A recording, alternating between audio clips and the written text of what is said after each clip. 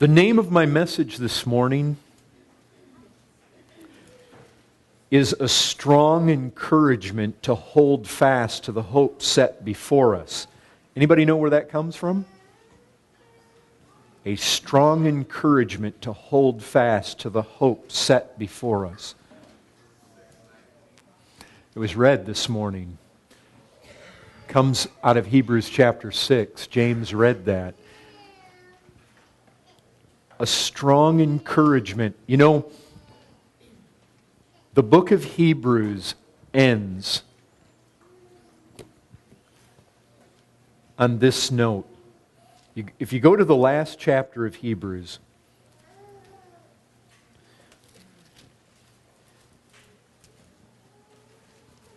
it ends this way, verse 22. I appeal to you, brothers, bear with my word of exhortation. You see the word exhortation? Paraklesis. We know the paraclete is the comforter. Bear with my exhortation. This is the same word that comes at us in Hebrews 6. A strong encouragement. That's our word right there. Encouragement. Paraklesis.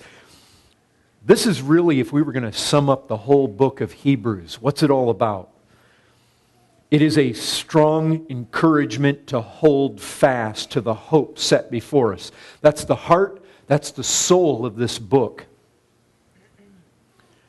Now let's read Hebrews chapter 1.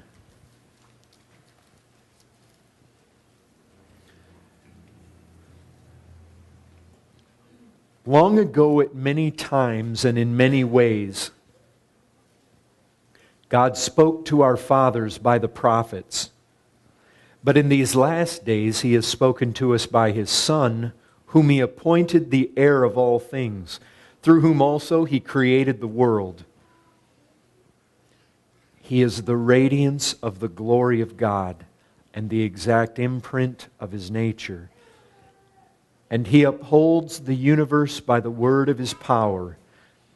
After making purification for sins, He sat down at the right hand of the Majesty on high, having become as much superior to angels as the name He has inherited is more excellent than theirs.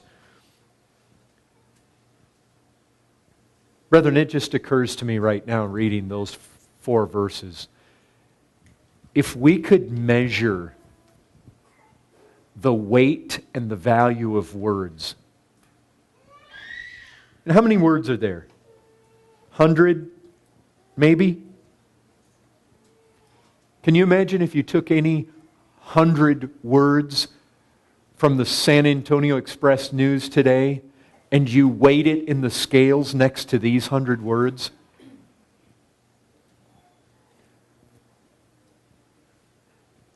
I mean, there's nothing in the paper that can even come close to the weight. We can read across these words right here.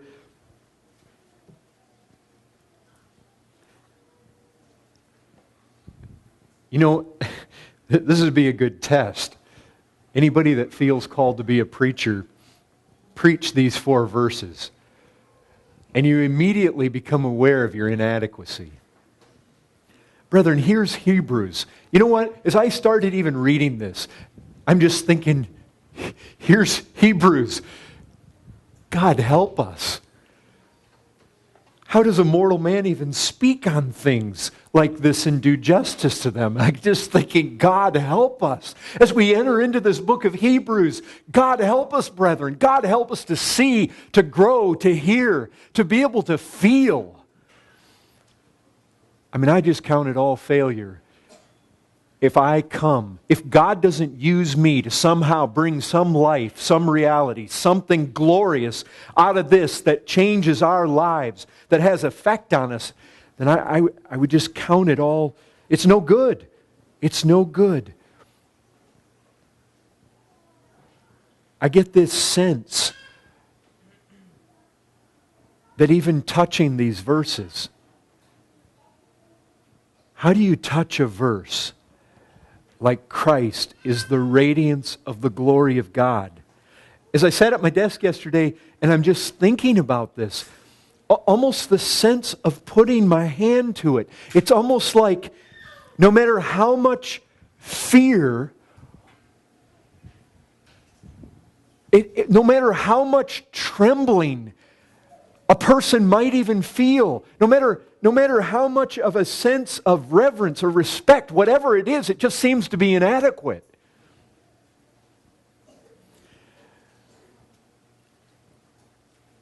God speaks through His Son.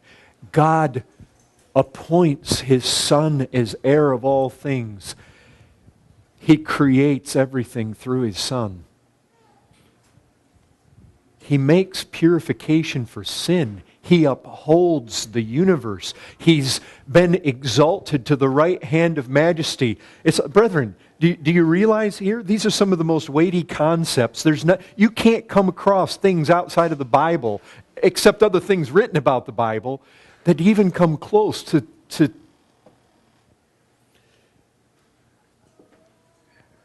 what we might have here. And here's my difficulty. Here's the frustration of the preacher. Just ask any preacher here. We're so used to having everything enhanced, right? I mean, if the video doesn't have smoke and fire and climactic background music, right? Isn't that how everything is today? I mean, even our own videos. Look at you go to I'll Be Honest, and you got smoke shooting across the screen and fire back there and this music that's like the incredible dramatic, right? I mean, that's almost how everything is. We got all this stuff. We hardly know what to do with verses like these. I mean, isn't this the reality? How do we get detonation? How do 4 verses like this get combustion? And it's possible, brethren. It's possible without the music and the fire and the smoke and the fireworks. It's possible. I mean, brethren, when the Spirit of God comes down, things like this, they come to life. But brethren, isn't this what we have to be after? That we get such combustion out of verses like this that it produces moral conviction. Isn't that what... Listen, you want to hear verses like this and walk out and forget it? It doesn't even occur to you the rest of your life you ever heard them. Brethren, you can't even... I mean, how do you even sum up the weightiness of the realities of 4 verses like this? And if they're set before us in a way that you're able to go out on Sunday afternoon and lose it all, it doesn't affect your life, it doesn't impact, it's no good. Pastorally, verses like this have to produce some kind of moral integrity, some kind of life change. That's what we need. The combustion of moral conviction. And you know what I mean? Affected lives. You know what? Something about verses like this ought to affect our honesty. They ought to affect our tongue. They ought to affect how you speak about other people. They ought to affect pride. How do we get truth like this to burst forth with such pressure of spiritual energy that it changes how we live? That's what this has to be about. Now, to produce this, as I'm looking at this and I'm thinking, I don't even believe that I can hit this morning the what of these 4 verses. By that I mean the material. I feel like I have to go after the why. Why are they even here? Why is the writer of Hebrews giving us the what? We'll look at the what of these verses at another time. But today, why are they here? Listen, I want Hebrews to help you. I really want you to get this. And I think we need to figure out why the writer of Hebrews would even give these verses to us. And I guarantee you this, it's not just because they're nice truths. They are that. They're glorious truths. But he's got a purpose. And I want you to see that. Now, let's consider the whole letter. 13 chapters. Yesterday, I've been trying to reread. It seems like several days this week, I'd sit down in the morning, and the first thing I wanted to do in preparation was read the letter from beginning to end.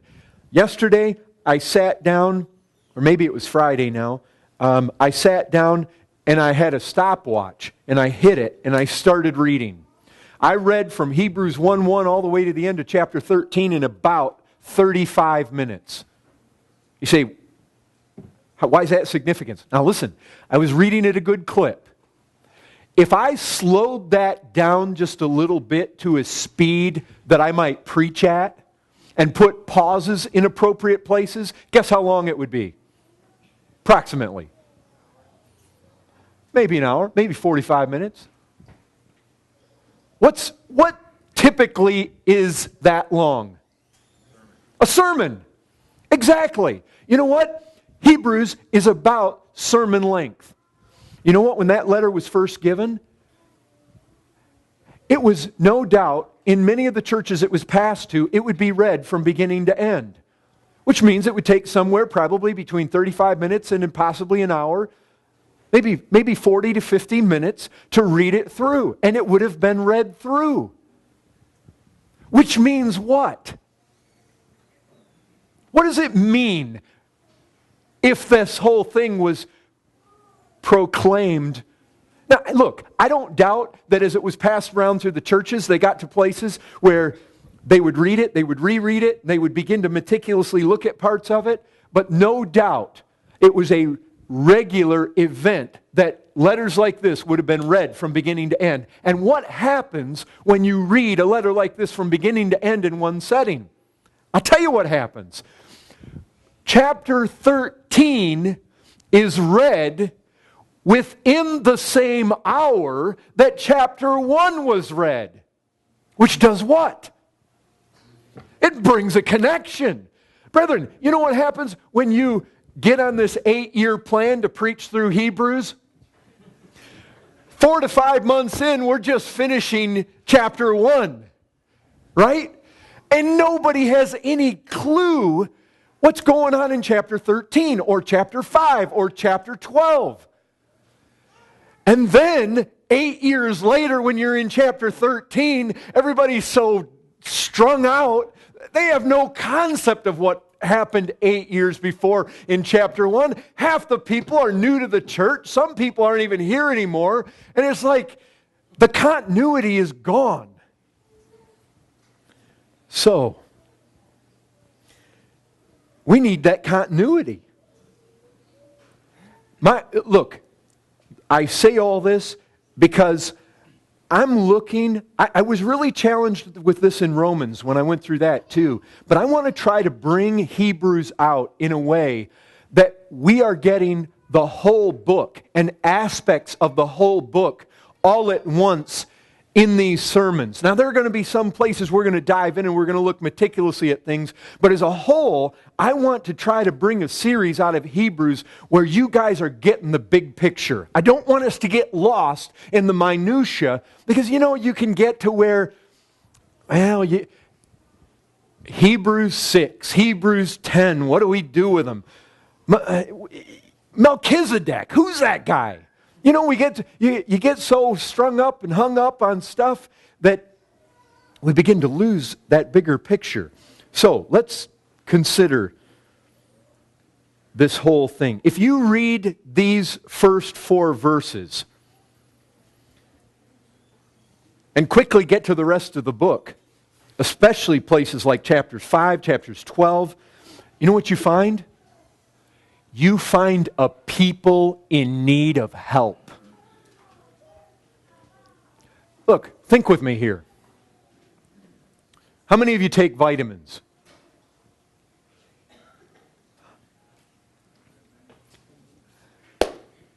Vitamins. You know what? If I said, if I said, brother, if you came along and you heard me talking to one of the brothers here, you just happened to pass by the conversation, and I'm saying, brother, I think you need to take some vitamins. You might think one thing.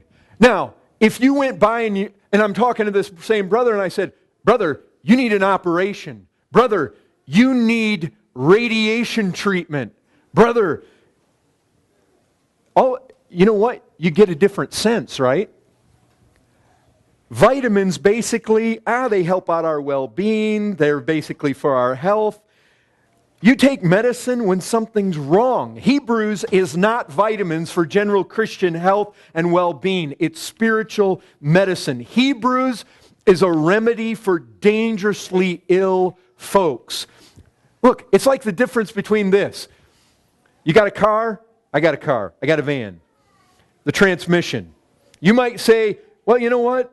It's been 80,000 miles. I've had this van. There's nothing wrong with my transmission. So I take it in and I say, hey, just change the fluid, change the filter in there. You do that to automatic transmissions. That's general. That's tune-up. But if you got the problem like I have right now, where when you try to accelerate, your van's going, then all of a sudden when you take it into the transmission guy, it's not tune-up anymore. It's overhaul. Because if you don't get it fixed, the whole thing is going to destruct on you and you're not going to go anywhere. Listen, there's a difference between the general maintenance and when you're getting close to catastrophic failure, right? But my whole point here is this very thing. Hebrews. It's a book for desperate repairs. It's not just a tune-up. It's needed to prevent total failure. This portion of God's Word is pure spiritual remedy. It's corrective. It's healing. This is the kind of letter you go to when you need fixing. Now, here's the thing. You saw those first 4 verses. I'm addressing with why are they there? Why? Well, as I've read and reread, and one of the verses in this book that I think gives us as good a picture to start off with this morning as any is Hebrews 12:12. Why don't you jump over there? Oh, brethren, I'm telling you this because I know some of you need fixing. I know that this is going to speak to us. Brethren, isn't it true that all of us, at some point and many points in our spiritual life, we need fixing? And the assumption in Scripture is if you don't properly and biblically get fixed, you fall out. Hebrews 12:12. Therefore, just get the imagery here. Lift your drooping hands. Can you see that? This book is written to the drooping. He's not saying if your hands are drooping. He says lift them. He realizes he's writing to people. Listen, it's written to the Hebrews, but nowhere in here does it say it's written to the Hebrews. That was assigned to it somewhere historically. The letter itself doesn't really tell us who it's written to, other than some things we can glean from what is said about who it might be. But I'm telling you this morning some things positively about who it is. You know what? There's a lot of debate out there. Was it written to Jews, Hebrews? Was it written possibly to Gentiles? Listen, in the end, let them argue and let all the theologians. I can tell you who it's written to. It's written to the drooping. That we know for certain. Listen, can anybody here relate to that? Anybody been in your spiritual life where the hands are drooping? I mean, that's the way the ESV puts it. A drooping plant. If my son comes in and says, Scott and Jamie bought me a lemon tree. I planted it out front. If my son comes in and says, Dad, lemon tree's drooping, I don't go and say, you know what, that's a horticultural example of just health and vitality. I don't get that thought when he tells me that. You know what that tells me? If I don't take corrective action, it's going to die. If you don't take corrective action on a wilting, withering, drooping plant, it dies. That's the kind of thing we're dealing with here. The word droop is a word that carries the idea of tired, weakened, exhausted, discouraged, ready to give up, listless. It just, in my own mind as I was thinking about this, I was remembering reading the biography of Adoniram Judson. He got put in a Burmese prison at a point in time. He was an American missionary. The British attacked Burma, and they took, it didn't matter if you were American. To them, Americans looked like the British. So if you were American, you were in the country, you paid. And you paid, in his case, by being thrown in prison. They threw him in one prison, and they were moving him to another one. Really, it was said afterwards, they were going to execute him. They were moving him there simply to put him to death. They took these prisoners, and they made them walk on blistering hot roads with no shoes. The bottoms of their feet blistered, broke open, all the skin tore off. Can you imagine having to walk with no skin on the bottom of your feet? At night, they hung them up by their feet in shackles one night near a swamp, and all the mosquitoes came in on their bare feet. And the next day, they said, walk. And those guys, you talk about drooping, you talk about wearied, you talk about at the end.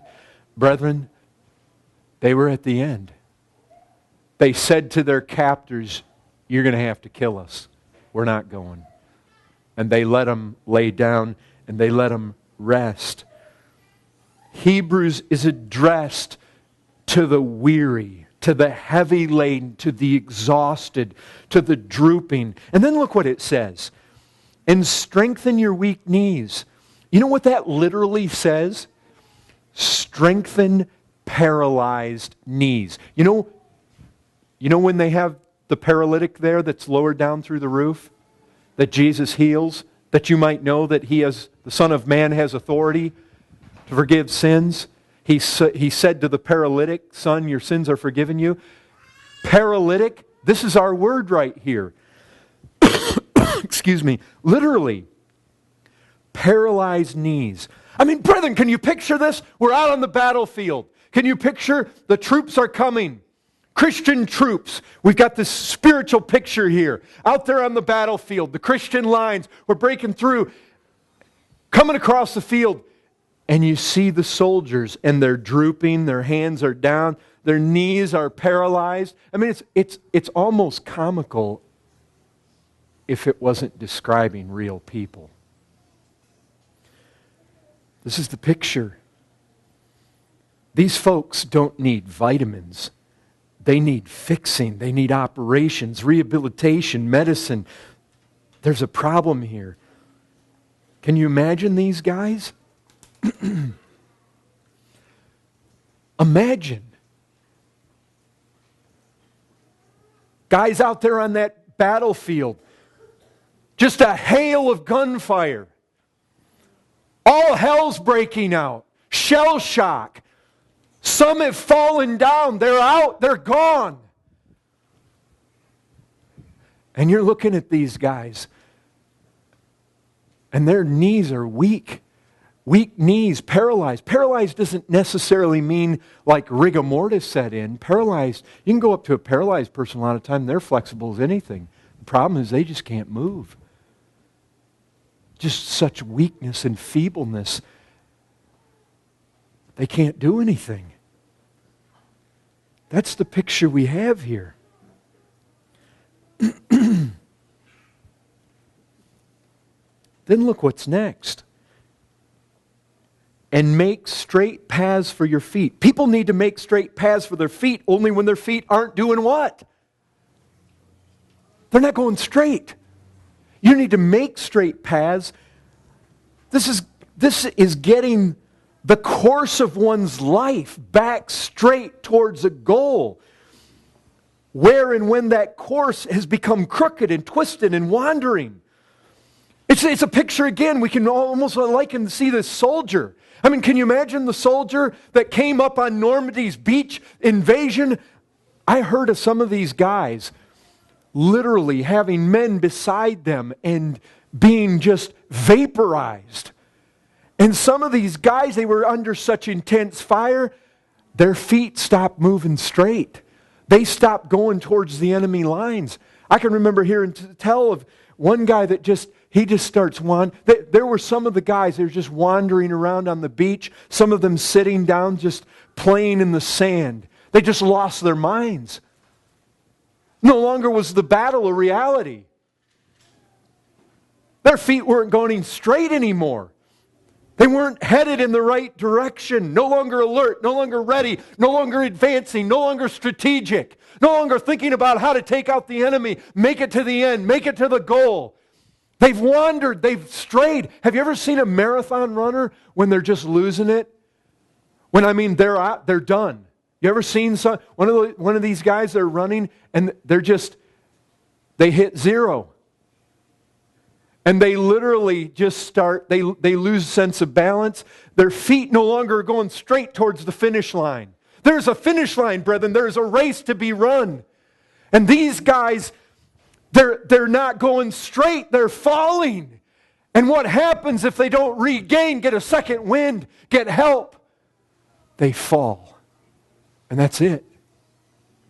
Those guys that fall, they rarely ever come back. They're done. They're out of the race. Brethren, this is the picture. This is what we see here. And then look what's next. So that what is lame may not be put out of joint, but rather be healed. Brethren, this word lame, it's the one Jesus uses when he says, it's better to gouge out an eye, cut off a hand, cut off a foot. It's better to enter lame than being whole to perish. This is Matthew 18 terminology here. Lame.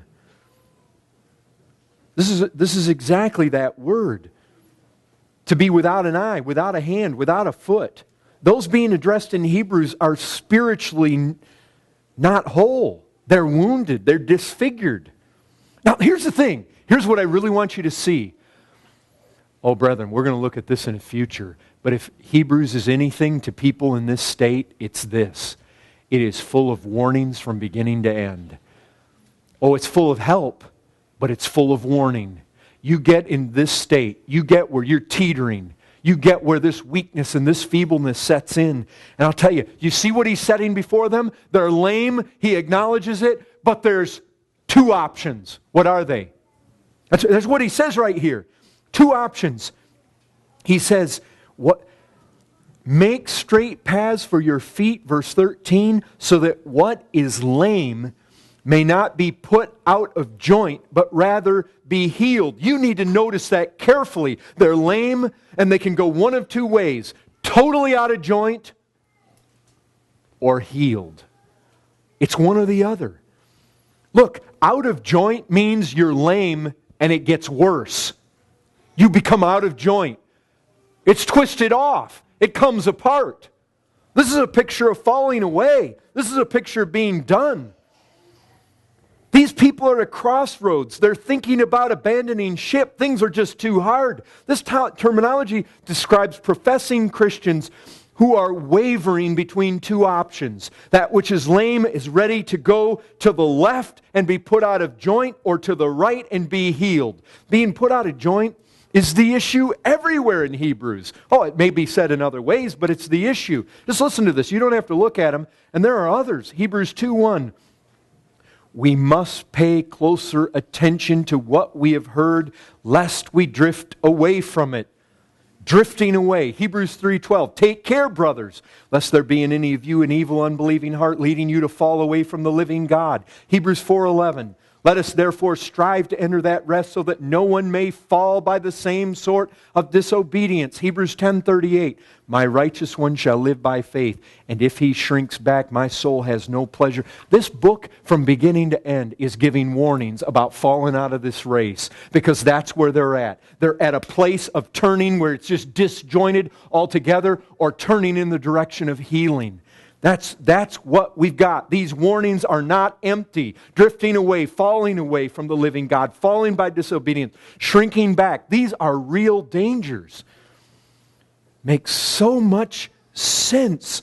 Brethren, so very often people love to dive into the middle of Hebrews and go to Hebrews chapter 11. It's the faith chapter. But a lot of times nobody has any idea why it's there, how it got there, and little things that the writer of Hebrews says don't even make sense. Like think with me here. Hebrews 11:15. Just let this sink in. If they, Abraham and his descendants, that's who they are, if they had been thinking of that land from which they had gone out, they would have had opportunity to return. Oh, do you see why that's there? He's saying to them, they had opportunity to return just like you do. They have opportunity to go to the left and let the whole thing fall out of joint, shrink back, fall away.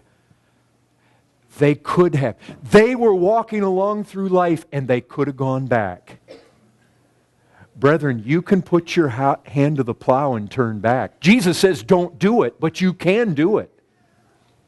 You can. You know why they didn't?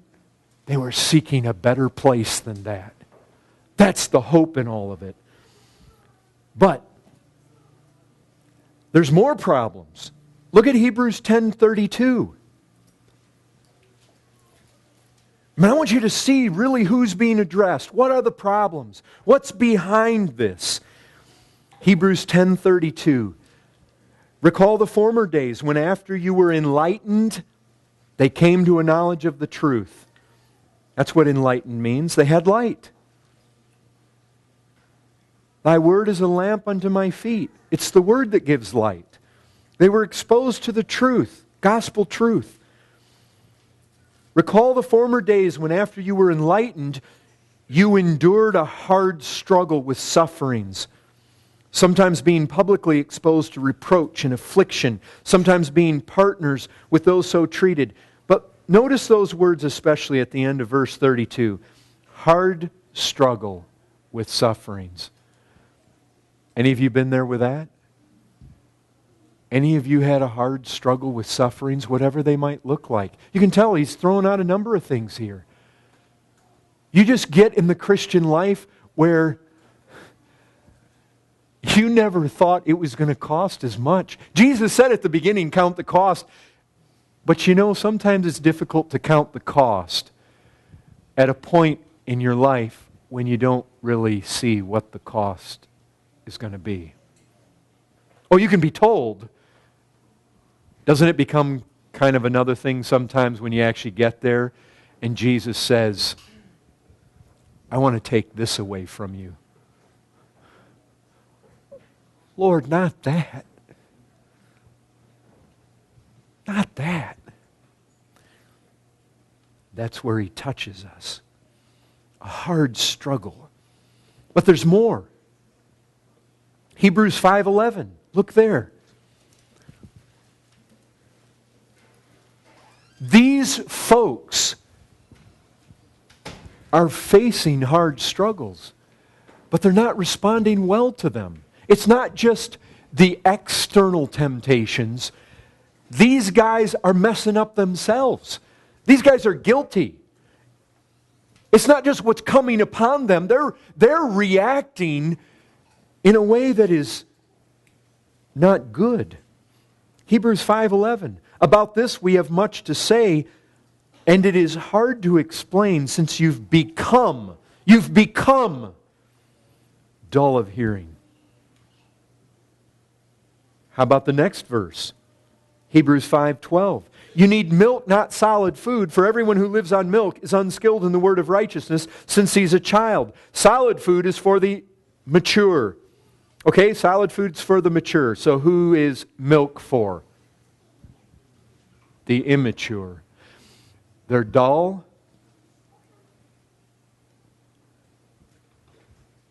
They've got drooping hands.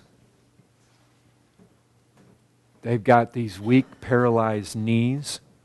Their feet are wandering. They've endured hard struggles. They've not come out so well. They're dull of hearing. They're immature. But there's more. How about Hebrews 4:15? They're being tempted from within, from without.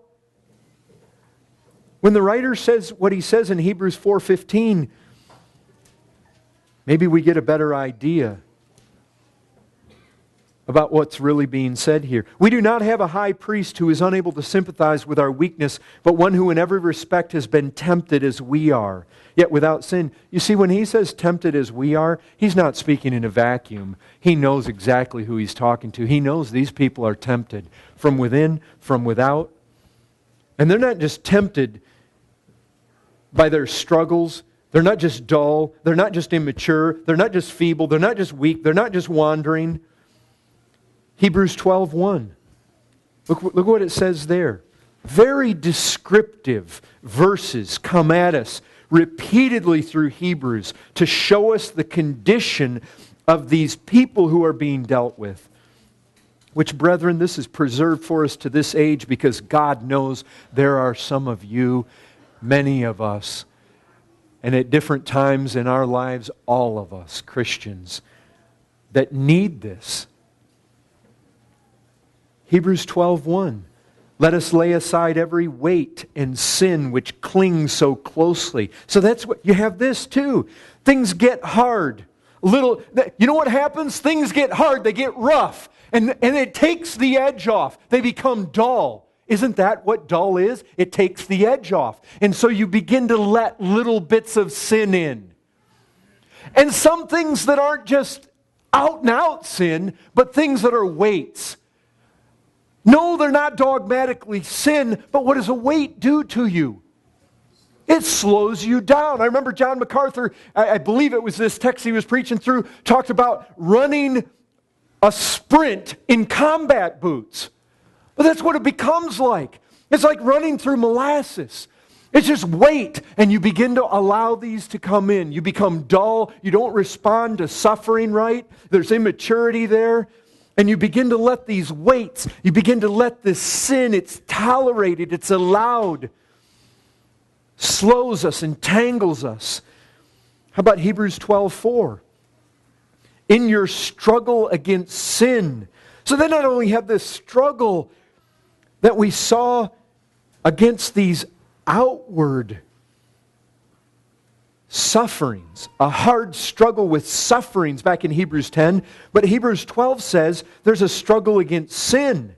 But in their struggle against sin, they've not yet resisted to the point of shedding your blood. So there's a struggle. It's getting hard. The flesh is fierce. The battle rages. The enemy comes on like a flood. The hands grow weary. Knees weaken. Feet wander. Hearing becomes dull. Sin creeps in that ought to be laid aside. And if something radical doesn't happen, falling away from the living God is all too real. And notice what needs to be said to them. Hebrews 10:25. Brethren, please see this. Hebrews 10:25. We're getting a big picture of the spiritual condition of these people and why verses like Hebrews 1:1 through 4 need to be said. What are they meant to deal with? What are they meant to be medicine for? You're getting a picture, but there's more. Hebrews 10:25. We're not to neglect to meet together, as is the habit of some. This isn't just what might happen. He says it's already the habit of some. The writer of Hebrews is saying this is already happening. Oh, brethren, this is so obvious. we really shouldn't have to have it brought up. Can I tell you something? I have never in my life seen a Christian fall out who didn't begin to miss meetings first. And you know it's true. Brother, 9 times out of 10, when folks are not faithfully attending the meetings, it's a big red flag. Spiritually, something is happening. And the writer of Hebrews knows it. He knows it. Attendance to the meetings of the church are almost always proof positive of a person's spiritual well-being. And I'm telling you this, if you have this view of God's sovereignty that says, well, people are just going to be saved if they're saved and that's it. I'm telling you, if anything kills improper views of God's sovereignty, it's the book of Hebrews.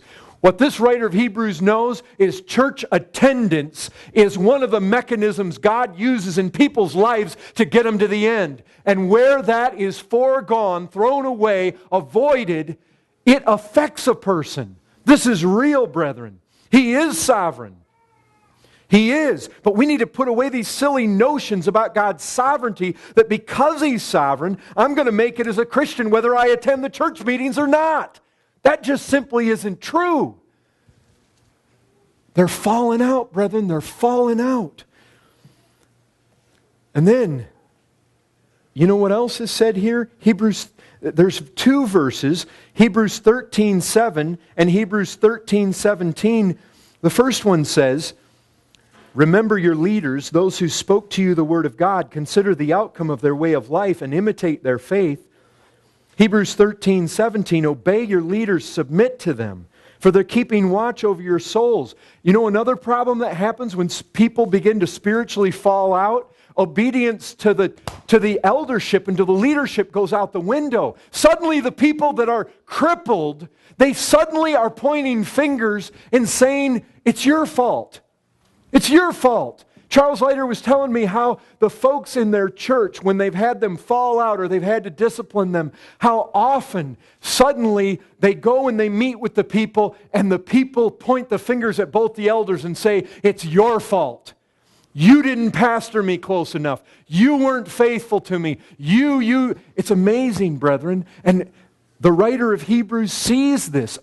Imitate them. Obey them. How about this? Hebrews 13:9. Do not be led away by diverse and strange teachings. So often, the spiritually lame, the dull, the immature, they not only want to blame the leaders, you know what they want to do? They begin to want to change their doctrine. Suddenly, where one time the way God was presented in the church was glorious to them, now all of a sudden, they don't like it. You're presenting God too harsh, too judgmental. You talk about hell too much. You talk about condemnation too much. When the truth is, it hadn't really been brought up lately at all. It's not like any kind of sermon's been coming forth on that. It's not like that's... Brethren, I'll tell you this. I have seen just recently, in the last year and a half or so, people come along and suddenly their life is becoming dull. They're beginning to teeter. They're ready to go down. And suddenly their doctrine is changing. Suddenly they're beginning to question things like whether you really have to submit to Jesus as Lord to be saved. Suddenly, tolerating sin in your life isn't that big a deal, and they've recreated God to accept them that way. Oh, Brett, have you ever seen this? There is no strange thing that the writer should say, do not be led away by diverse and strange teachings. Brethren, let me tell you, there are 10,000 strange doctrines that'll lead you right out of here. Guarantee it. And he's warning them, beware. And then these people are told this, Hebrews 13:16, do not neglect to do good and to share what you have, for such sacrifices are pleasing to God. Why? Why that? Because it's really plain when people are staggering, possibly ready to fall, spiritually unhealthy. Guess what? Doing good and sharing, they're not even thinking that. They're out there trying to justify themselves. They're finding fault with others rather than strategizing How can I give more to help that brother or sister in need? Isn't that true? When people have spiritual problems, they're not thinking about how to give.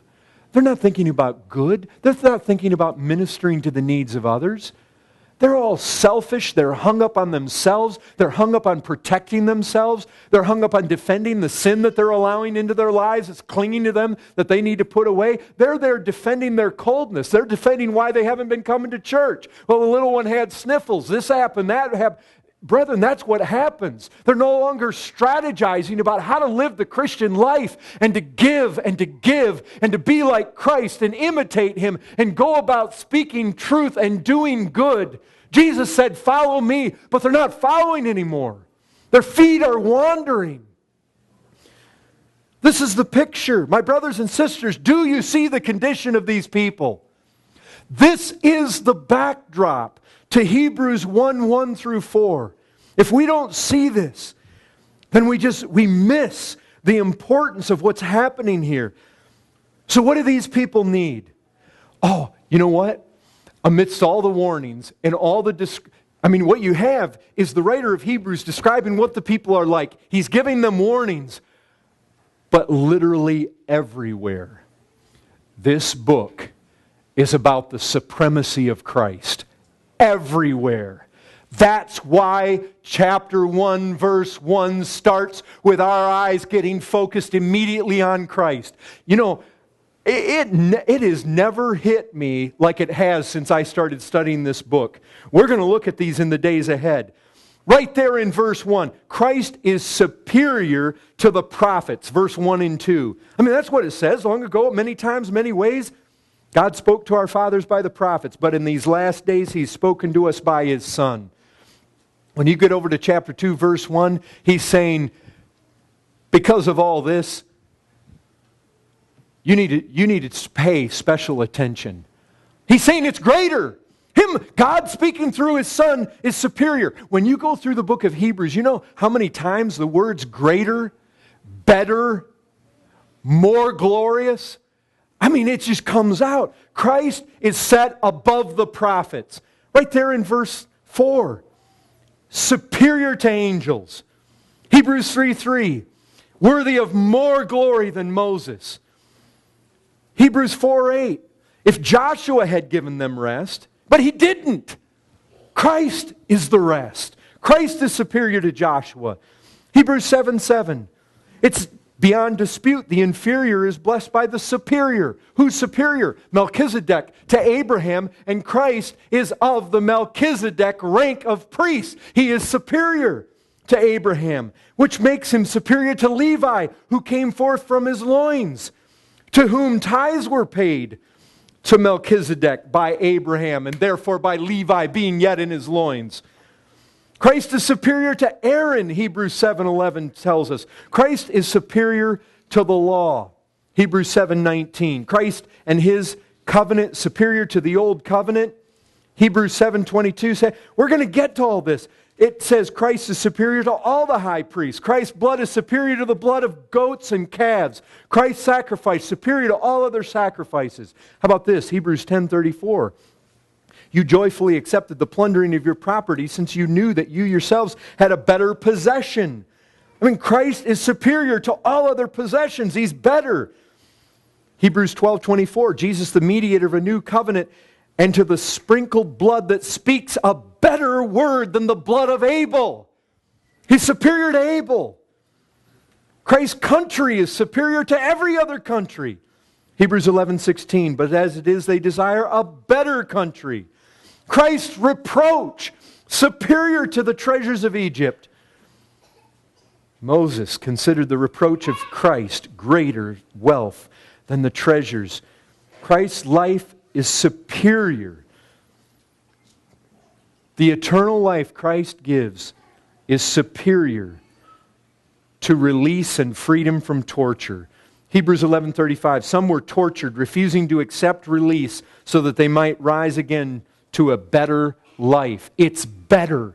The writer is constantly saying, I'm going to give you a strong encouragement to hold fast. Everything you have in Christ is better. Don't turn back. Yes, you can go back. Just like they could go back, you could go back. But he exalts Christ superior, superior, superior. Brethren, the heart and soul of this letter is found in Hebrews 3:1. Therefore, holy brothers, you who share in a heavenly calling, consider Jesus, the apostle and high priest of our confession. Or again, Hebrews 12:1. Since we are surrounded by so great a cloud of witnesses, all these people that we find there in Hebrews 11, let us also lay aside every weight and sin which clings so closely. Let us run with endurance the race that is set before us. What? Looking to Jesus. That's what this whole book is about. The writer says, I am going to put Christ before their eyes as superior again and again and again and again. No less than 17 times he shows us Christ is superior to something else. It's just amazing. Brethren, you got to get this. We've got to get this, because this is the reality that we virtually find in every epistle of the New Testament. Whatever problem you have, whatever sickness spiritually you might have, whatever weakness, whatever feebleness, whatever strain, whatever moving away from the goal, the finish line, the swerving, the possibility of drifting away. And brethren, you know what? What happens? This isn't all just proactive defection. Yes, it can be that. Yes, it can be just disobedience. But you know what? It says you need to be careful lest you drift. You know what drifting? Just stop. You're in a river, you got your feet planted on the ground, or you're out fighting the waves out in the tidal surge out on the ocean. And what happens if you just fall down? You don't use any effort to stabilize yourself on the bottom. You don't hold on. You just fall down. You're just going to get carried away.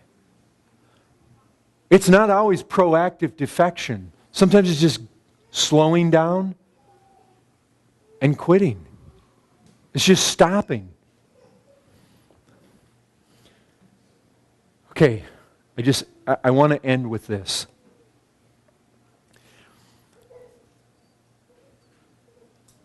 We are in a day of information overload. So somehow,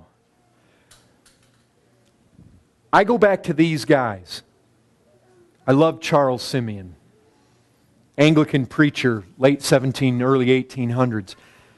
Jonathan Edwards, you well know him, pastor, 1700s. These guys, I go back and I look at their lives. I see things like this. Simeon, absorbed in the contemplation of the Son of God, was incapable of pronouncing a single word, till at length he exclaimed, "Glory, glory." Or Jonathan Edwards, he says, I had a view that was for me extraordinary of the glory of the Son of God as mediator between God and man. He said, about an hour, he was in a state where he was in a flood of tears and weeping aloud, swallowed up in an excellency. The person of Christ appeared ineffably excellent, with an excellency great enough to swallow up all thoughts and conceptions. Thomas Charles, Welsh nonconformist. I had such a view of Christ as our high priest, and I'll tell you this is the book, Hebrews, that deals with him as a high priest. He was undoubtedly meditating on Hebrews. He said, I had such a view of Christ as our high priest, of His love, compassion, power, and all sufficiency, as filled my soul with astonishment, with joy unspeakable and full of glory. My mind was overwhelmed and overpowered with amazement. The truths exhibited to my view appeared too wonderfully gracious to be believed. Okay, here it is. We live in a day of overload. You know what? You know what's apparent to me? I can't preach Hebrews 1:1 through 4 probably to help you the way you really need to be helped. You taking these verses, seeking to memorize them, or taking a Bible in hand and devoting yourself to avoiding the information that bombards us in this world. Think with me here. If this writer is so consumed with setting Christ forth, he realizes this is the balm of Gilead. This is where healing comes. Brethren, we need to be in a state where we are keeping Christ before our hearts, our minds, our sight all the time. You need to be thinking, what comes into my life that challenges that? You need to be thinking about dedicated seasons. Guess what? You don't have what happens to Charles Simeon or Jonathan Edwards or Thomas Charles unless you're doing what they do, which is meditation. We live in a day where meditation is almost impossible. We've got so many toys, so much noise, so many distractions. I mean, which ones of us here don't have a cell phone in our pocket? There was a day when Jonathan Edwards could ride his horse in the woods to meditate on Christ.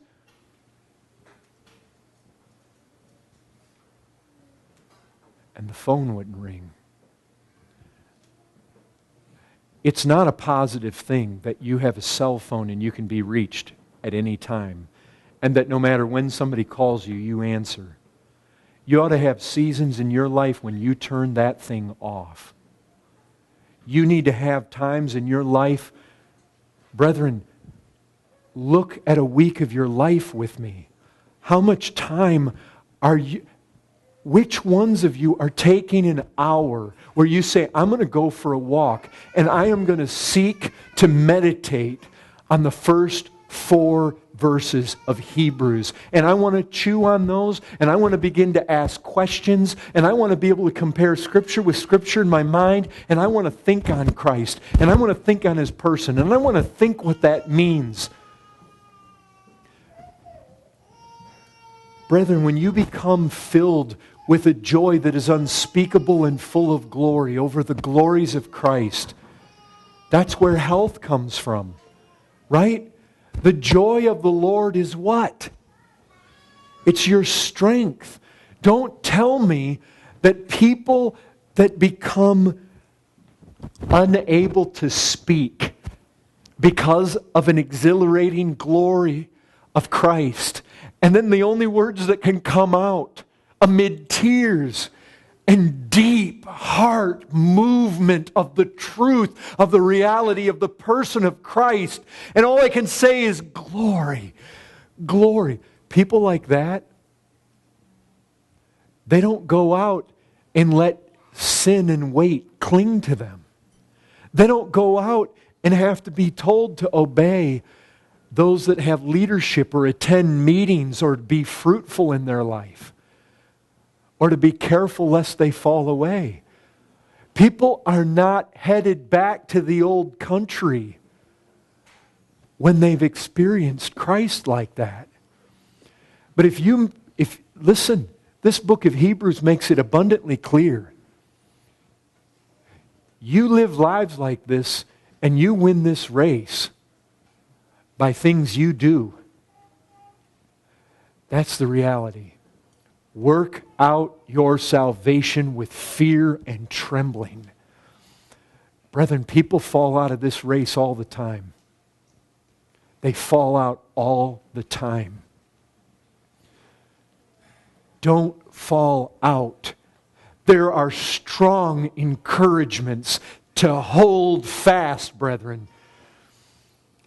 You've got to give yourself to filling your mind, your heart, your faith, your knowledge with Christ. It has to be a priority. If you've got time to play video games and to be on your computer, and to be on Facebook, and to be writing emails, and to be text messaging, and to be searching and sifting every conceivable thing, brethren, wait. Remember what wait is. You say, but I'm looking at sermons. Brethren, a sermon on the internet can become weight if you're not taking time to be with Christ alone, meditating on His glories, not having somebody else regurgitate the whole thing for you all the time.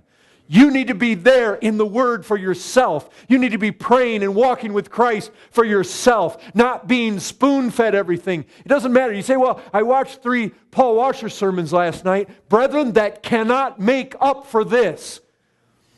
These men found glory by themselves with Christ, meditating in the Word. Yes, those things may be good, but they can become weight. You say, but I got friends, I'm wanting to communicate with them. It can become weight. You've got to make sacrifices to be seeing the glories of Christ, and that alone are healing, brethren. There is no other healing mechanism in the Christian life but Christ. And intimacy and glory and beholding and laying hold and being swept away and filled with joy. There is no substitute at all. Brethren, this is the heart and soul of this book of Hebrews. A strong encouragement. Hold fast. And it's Him, brethren. It's Him, the hope we have. Doesn't it say? Jesus Christ, our hope. 1 Timothy 1:1. He is the hope. You have no hope outside of Him, and you need to hold fast. Holding fast doesn't mean letting go for all this stuff and weight in your life. And it clings so easily. And all you have to do is not make an effort, and you'll just drift. It's a fight, brethren. God help us.